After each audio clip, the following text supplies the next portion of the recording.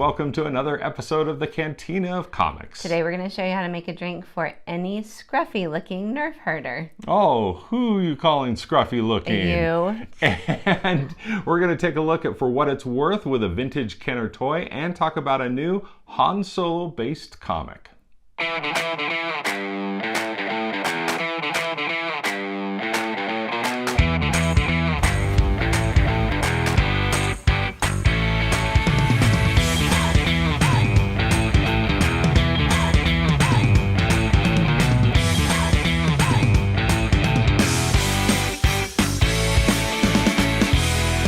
Welcome to another episode of the Cantina of Comics. I'm Matt. And I'm Kristi. And what are we going to make today? Today we're going to make a Solo 77. Solo 77. Yes. Very interesting. Right? Okay, served at the finest hives of scum and villainy all across this galaxy. So what do we need first? Well, first we're going to put some ice in our tumbler. Okay, just fill it all with ice or halfway? I don't know. Okay. Until you feel like there's enough ice. Okay, to make things cold. Yes, that's what we want. Like on the planet of Hoth. That's exactly Hothian. Or to get frozen in carbonite. All right, and then we're going to use, and we're going to actually double this. Okay. Because I think that the ingredients are for one drink. Oh, so okay. We're going to use 3 ounces of gin. So if you're just making one, it'd be 1.5 ounces. Yes. Okay. This is a little scary. Ooh. Hopefully there's enough room in here for all of this. All right. Okay. Now we're going to do 1 ounce of simple syrup. And simple syrup is just water and sugar. You can either buy it pre-made, or you can make it yourself. Okay. This was gifted to me, so I thought we would use it. Might as well. Might as well. Okay, and then we're going to have 1.5 ounces of lemon juice. I had to do some math there really quick, and my brain was like 3/4. 3/4 plus 3/4 is? Yes, 2. What? 3/4 of an ounce times 2 is 1.5 ounces. Right. Yeah. I thought you said 3/4 of an ounce and 3/4 of an ounce equals 2. No. Okay. Okay, and so there. Sure. There you go. Just eyeball it, yeah. Right. Okay. All right, so then we're going to shake her. And then we're supposed to have champagne flutes. Okay. But you and I are not Flute really people? that fancy, so how long do we shake this for? we're going to shake it till it's nice and cold. Okay. So you might want to fast forward this in post. Oh, it's not very long. We're not doing a very complex drink, I think. So we got it shaken, not stirred. Okay. Okay. I think we're good. Okay, we're going to pour into our glasses, and then we're going to top it off with champagne. Okay. And you get the privilege of opening this champagne bottle. Oh, this is a new bottle? Brand new. Oh, Are you excited? Okay, well, these things kind of get a little messy. Nobody's been shaking this up. This is the one that was rolling around in the back of the car yesterday. Oh. Here we go. Oh, that wasn't too Happy bad. New Year! Okay, and then we just top it off with champagne. Oh, good vintage. Good vintage. And just fill it the rest of the way? Yep. With some ice cold champagne. Now, this isn't real champagne because champagne comes from Champagne, France. Oh, it does? That's why it can be called champagne, is it because it actually comes from Champagne, France. Really? This is from China? No, this is from, I think this is an American vintage. So, yes. I'm going to American your vintage. I don't know what that means. Yeah. Okay. Okay, so here we go. Now we don't stir it up or anything, or just let it? It's been stirred. Wow. Okay, yeah. Shaken and everything. Interesting texture. Looks like lemonade. Very frothy lemonade. Here we go. Clink. Clink. Okay, this is the Solo 77. Huh. Okay, it's got that bubbly little hit at you of champagne. And get that lemon juice taste. And get the lemon juice taste, definitely. So. It's kind of like a spiked lemonade.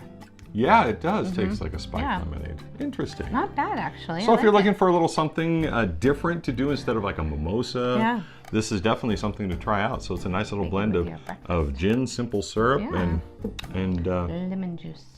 A little bit of the bubbly. Yes. That's not too bad. Yeah, not too bad at all. Yeah. All right, well, that's how you make a Solo 77. And coming up, we're going to show you For What It's Worth with a vintage Kenner toy.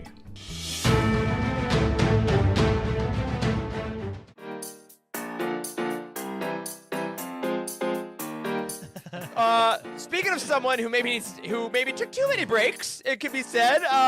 Let's talk about the legacy of Han Solo. Very good, very good. Hey, Maz. Thank you. Where's my boyfriend? Where's my boyfriend? Yes. Oh,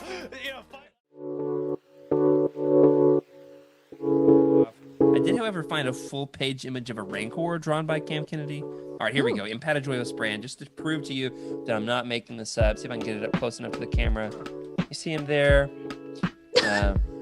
looking in his Bali self. It's like if Buzz Lightyear met BB-8 in Jedi form. That's like what that looks like.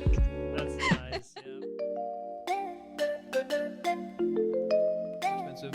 And then omnibuses, because they only print these once. So I got technically I gonna have flex, the huh? I got the entire KOTOR series in collected. It's just in a hardback. And it's- autograph. yeah, it's right? I was also gonna say, signed by show- John Jackson flex. Miller. So If you're gonna flex completely and show off the autograph too.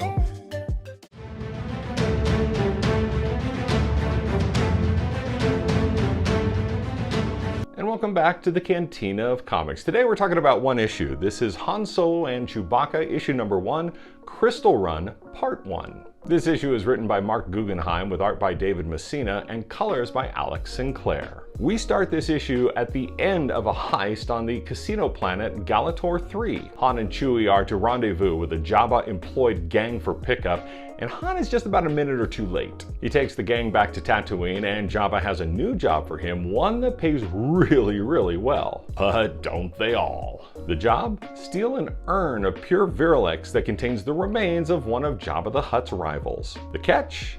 He has to team up with Greedo, who supplied the information. So the two head to Corellia. Meanwhile, back at the Mos Eisley spaceport, a new character named Corbus learns that Jabba is paying 1,000,000 credits for the urn and heads to Corellia too. Han, Chewie, and Greedo make their way to the rich part of town and the Corellian Engineering Corporation, or SEC. Using a little trickination, Han gets into the penthouse containing the urn.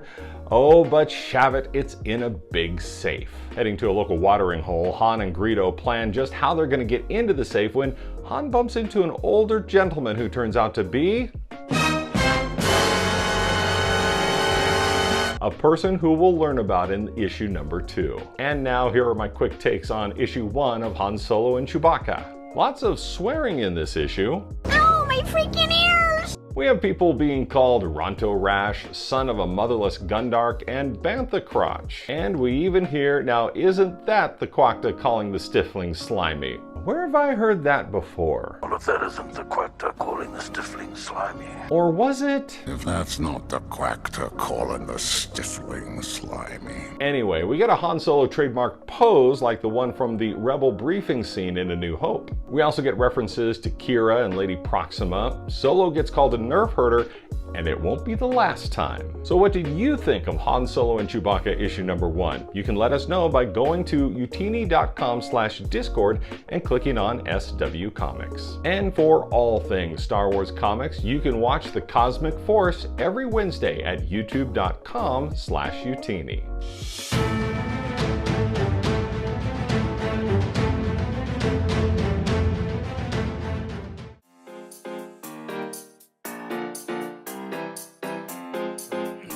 Odd. Like we see a Jedi Knight, Obi-Wan, jousting with a villain made out of bubble gum. Where did he get bubblegum on such short notice? Bubble gum. And We got enjoyment, and we got Wes giving us a hi. Timothy's on couldn't be here tonight to personally accept this award, but it's really because we're trying to be #COVID safe. That's the only reason. That's exactly it. Such a fun romance in Legends, which is cool. Yeah. They're more of a rivalry in canon, but because Dengar's a little derpier in canon. In Legends, they are such a fun pair because Dengar saves him. There, and I appreciated that. So that was my art of the week. Emma, what is your art of the week this week? Yeah, so I don't have anything as dark and depressing as that corpse.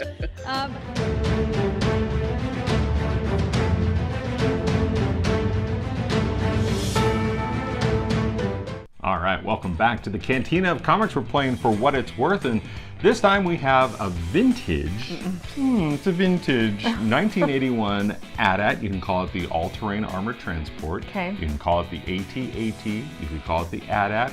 We don't care. Just call it what you want. Some people get really riled over They how really? you What'd you call call what you it? call this thing. And so what this is this came out in 1981 on the heels of The Empire Strikes Back. It is good for the 3.75 inch figures. Let's go over a couple of the features over it. Of course, you have what they call the cheek guns, Okay. which can move. Okay. You have space for two, a pilot and co-pilot in there.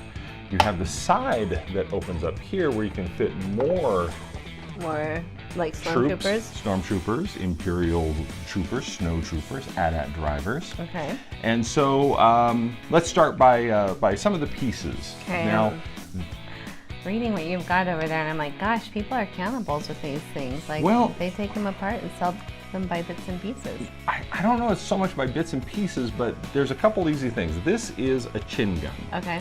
This goes underneath the chin here. Okay. And you have two, I think it's two C-cell batteries that are in the belly of this. And then it also has a little handle where you can swivel the head fun. up and down and left and right. Wow. And so it also has a button in here too that you press. Okay. And it makes the chin guns, it puts a light on this that kind of lights up the whole piece of plastic. And then the two chin guns work like this and they make a little noise. Okay. This is probably the first thing that comes off your AT-AT Right. because it's just held in by a little tiny plastic clamp and it falls out pretty easily. Okay. Now I happen to have one of two, Hence. and each one of these, people are making these on 3D printers, and so if you want to reproduce a piece, it'll cost you about $30. Now, if you need two replacement original chin guns, that's going to cost you anywhere from about $100 to $200. Wow. Just because, as you can see, and I don't know if the camera really picks it up, but over time this becomes yellowed out. And so it's like the more you use them, the more, of course you had this outside playing in it and gets a little sun damage. Yeah. I've seen some of these that are completely orange. Whoa. So they get damaged pretty easily and you lose them pretty easily. As evidence is I have one and not two. Let's talk about the cheek guns. These cheek guns here, left and right, anywhere from about $20 to $25 each. Now these ones are pretty locked into place, so they don't come out very easily. That's good. Now this hatch door here can come off pretty easily. This one can be anywhere from about $15 to $30. And then this side door that comes up here, if you're to get an original one by itself, about $20. Okay. Now, obviously, this is a big Kenner toy, and it came in a big Kenner box too. And this box, just the box alone, about $150. In time. For just the box, not even containing this. But I'm saying like no, like water damage. Yeah, no fading damage. Wow. You know, anywhere from about $150. Wow. If you had a leg, now these legs are articulated and posable, and you can see they kind of click. Oof. Yeah. That's scary. It is scary, but it's supposed to make that noise. So each one of the legs about $35 each. Now something like this, which is complete, which has both chin guns, will run you. I've seen some eBay sales for about $300. They did kind of redo this in 1997. Okay. They called it the Power of the Force AT-AT, and you'll find that it's about $400. Okay. It's complete with the box, $400 to $450.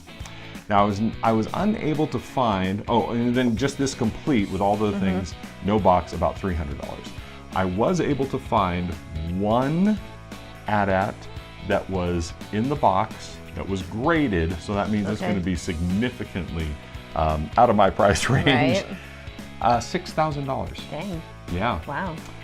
But if you were to find this with the box, you're probably looking at anywhere from $500 to $700. Okay. If it's been taken out of the box, $300 to $400. And then our AT-ATs did you say they're like all-terrain? All-terrain armored transport. It's a like desert, snow. mountains. Can they go through water or would they get rusty? No, they can go through water. Okay. As evidence in Rogue One, they had ATCTs, altering cargo transports, that were walking around that had the guns on them. You mean Rogue One that I slept through 5 times? Yes, Yeah. Rogue One that you slept through 5 times. But there's also one in Return of the Jedi, walking through the Endor Forest. Okay. And so these are pretty much, like you said, all terrain. You can go through a bunch of different terrain to move Cool. your Imperial troops around. Very cool. All right, well, that's going to do it for this episode of the Cantina of Comics. Tell us if you made the Solo 77. I had a question, sorry. Kristi, yes, your question. How much was it originally in the box? Like when you go to Target, not Target, Sears. Back in the day, man, I don't know because my parents paid for this, but I'm going to guess, and I'll check on this after the show, and I'll put it on our video. I'm going to guess $50. Okay. That's a lot of money back then. Yeah. Oh man, that was like 25 allowances. Yeah. That's, yeah. All right. That was a lot of money. Yeah. So anyway, if you make the Solo 77, tell us what you think. Like we were talking about, it's like a spiked lemonade. Yeah, it's pretty tasty. So pretty cool, pretty bubbly too, Yeah. effervescent. So tell us, tell us if you made the Solo 77, or if you have a. Where are you going? Hey, what are you doing? And if you have a suggestion for a drink you'd like us to make, just leave it down in the comments. Of course, you can like this video, comment on this video, ring the bell if you want to get notified of all the UTV videos, and then let us know and help us out too. Share the video too. We would appreciate that. So, on behalf of Kristi and myself, we want you to keep on reading and keep on clinking.